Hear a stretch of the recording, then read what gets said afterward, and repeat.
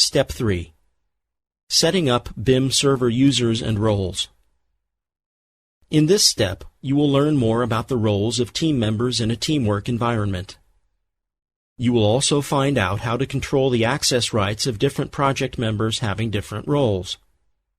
You will also become familiar with the teamwork library categories and their characteristics.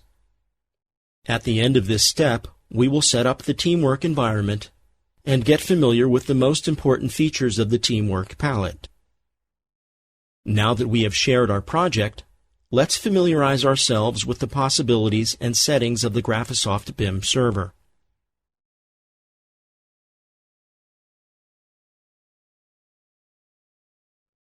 Right-click the BIM server icon in the Windows taskbar or in the Macintosh menu bar, and select the Open GRAPHISOFT BIM Server Control Center from the context menu to open the Control Center dialog.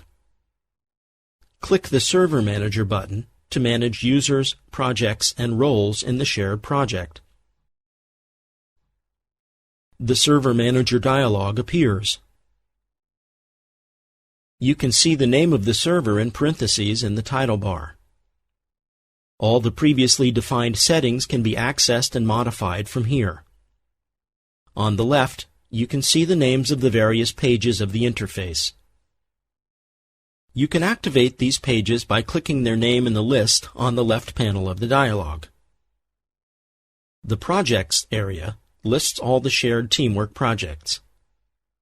Here you can edit the project settings as well as create new teamwork projects, or delete and export a project to a different BIM server if necessary. You can see that our shared MS Building TW project is visible in the list. The global user list can be defined at the Users page of the BIM Server Manager dialog. Each user has a login name, email address, access role, and additional data. You can create any number of new users, modify their settings, or delete them. Currently, only the one user is listed that we created in the previous step. Notice that this user is displayed with a golden key icon. This means that this user is a BIM server administrator and can manage all projects, users, and roles. In the Roles page, you can manage the roles of the team members. There are some default roles. The 4 default roles are Architect, Draftsman, Lead Architect, and Viewer. For example, the Lead Architect can access and modify any part of the project. The Architect has many access rights, but has no project management type rights, such as deleting or modifying attributes, setting libraries, etc. The Draftsman has even less rights to make modifications in the project. The Viewer has only viewing rights and cannot edit anything in the project. Here, the server administrator can duplicate, rename, edit, and delete any of the roles. The Libraries page displays the list of libraries that have been uploaded to the server. Currently, we have the library that has been loaded with the PLN plan file we shared. This area only lists BIM server libraries. You need to use the Library Manager to upload additional libraries or remove them. At the Custom Properties page, you can edit user properties and project categories. A possible user property would be location, for instance, which could be useful in large offices to filter team members by their location. Project categories can be used to filter projects in large offices based on custom criteria. Switch to Projects on the left side of the BIM Server Manager dialog, and click the MS Building TW project in the list to select it. Click the Settings button to open the Project Settings dialog. Here, you can edit some project-specific settings. At the General panel, you can change the project category and view the project log. At the Users and Roles panel, you can customize user rights and modify other users and role-related settings. The Backups panel lets you create manual backups or set a schedule for the creation of automatic backups. Currently, all these panels reflect the settings we provided when we shared the project. We will discuss these options and settings in later chapters of this guide. Click Cancel to leave the Project Settings dialog. Let's now open the Roles page of the BIM Server Manager dialog. In this list, you can see the 4 basic roles of Architect, Draftsman, Lead Architect, and Viewer. Select the Draftsman role and click the Settings button to display the Role Settings dialog. Now we will see all the characteristics of all 4 roles simultaneously, so we can easily compare them. The Access Right column lists all possible access rights arranged in logical categories. Use the checkboxes to grant access rights to the roles. When the checkbox is checked, it means that the selected access right is granted to that role. For example, in the Project Structure group, all the available access rights are granted to the Lead Architect because all these checkboxes are checked for the Lead Architect role. The Role Settings enables you to fine-tune the default teamwork roles. In later chapters, you will see that the team member access rights, or roles, can be overridden on the project level. This way you can grant or deny access rights to users just for that project.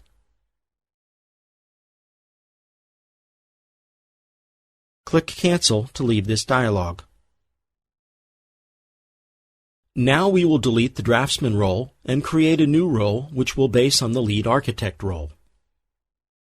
Select only the Draftsman role from the list and click the Delete button to delete it. In the Upcoming Confirmation dialog, click Delete again. The Draftsman role is now deleted.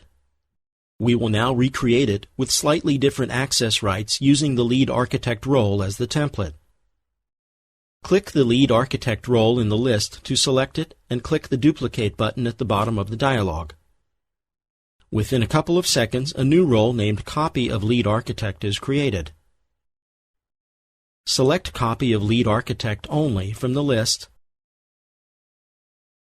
and click the Settings button. In the Role Name field, modify the name to Draftsman.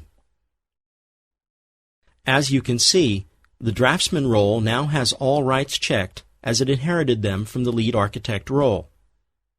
We will disable some of the project-wide rights for this role as we do not want team members having a Draftsman role to have access rights to perform certain actions in the project. In the Project Structure group, uncheck the checkboxes for Story Create and Story Delete or Modify. With these changes, no user with a Draftsman role will be able to create new stories or modify the story structure of the project. We want only the Lead Architect to be able to perform such actions.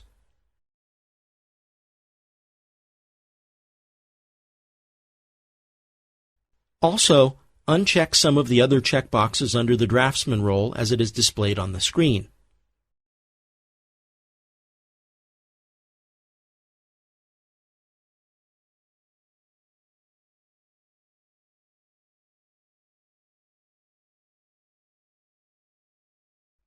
Once you are done, click the OK button to accept these changes.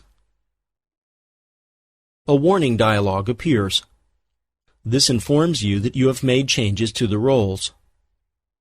These changes can be applied to all users immediately by forcing them to leave the project, or it can be applied the next time they join the project. This is not relevant for us at the moment since no users have joined the project yet. Click the Apply Changes at Next Join button to continue. This takes us back to the BIM Server Manager dialog.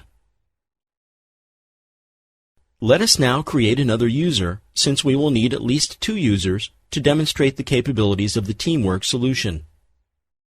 Select the users on the left side of the BIM Server Manager dialog and click the Create button to add more team members to the project.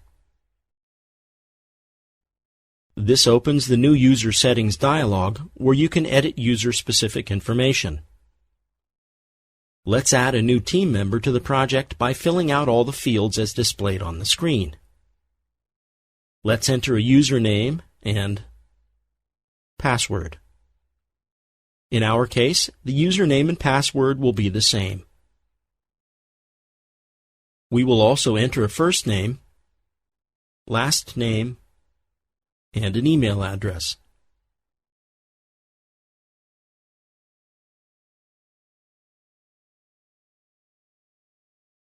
In the Role field, we have to select a role from the list of available roles. We will select the Draftsman role. A detailed explanation about this role will be provided in later chapters of this guide. It is also possible to upload a photo for the team member. There are 2 additional checkboxes. These can be used to provide special rights for the team member. Server Administrator Right enables team members to fully manage the BIM server, including the management of projects, users, roles, libraries, and custom properties. Project Administrator Right enables team members to manage projects only and also customize the roles of users on the project level. Click the User button in the upper right corner of the dialog and notice that users may be enabled or disabled. Only enabled users can join and work on a shared teamwork project. By default, all newly created users are enabled. Click the Create button to add the new team member to the project. As you can see, we now have 2 active team members in this shared teamwork project. Notice the difference between their icons. The golden key icon means that the team member has BIM Server Administrator privileges. Click the Close button to leave this dialog. Close the GRAPHISOFT BIM Server Control Center. Let us now take a look at the Library Manager. Select the Library Manager option from the File, Libraries and Objects menu to open the Library Manager dialog. As we mentioned earlier, the project library can also be managed by a responsible team member in cases of teamwork projects. The Library Manager provides a quick and simple overview of the project library characteristics. The list displays the library categories. The first one is the Embedded Library. This provides the possibility to embed those library parts in the project which have been created solely for the specific project. These can be stairs, for instance. The other category is BIM Server Libraries. This lists the libraries loaded for the project from the BIM server. Currently, only one library is loaded for this project. This library was loaded with the PLN file we opened at the beginning of this chapter. Later in Chapter 5, we will work with BIM server libraries and find out more about their behavior. The third category is linked libraries. This applies only to non-shared projects.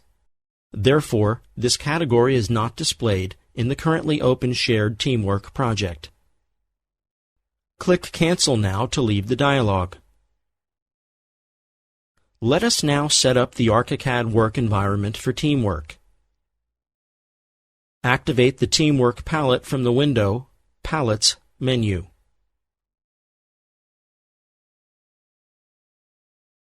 The Teamwork palette appears on the screen. This contains all commands and information necessary for working on shared projects. On the Mac, place the Teamwork palette on the left side of the floor plan window by dragging it at its title bar. Please resize and reposition the floor plan window if necessary.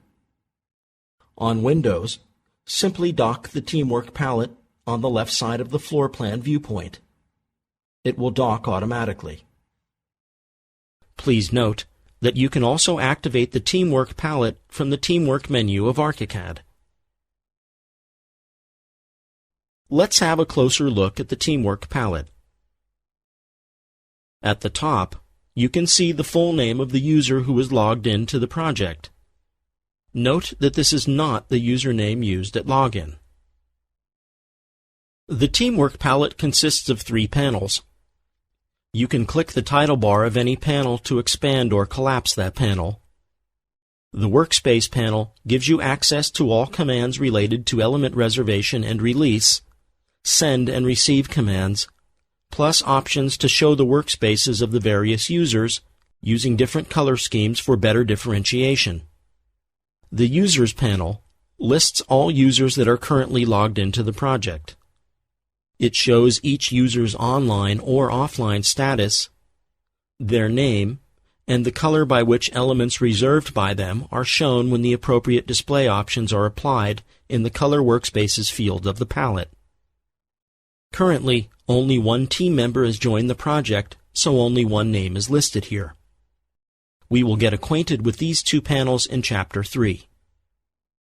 The Messages panel gives access to instant messaging commands and also lists the messages that were sent to you by other users of the team. We will familiarize ourselves with its features in Chapter 4.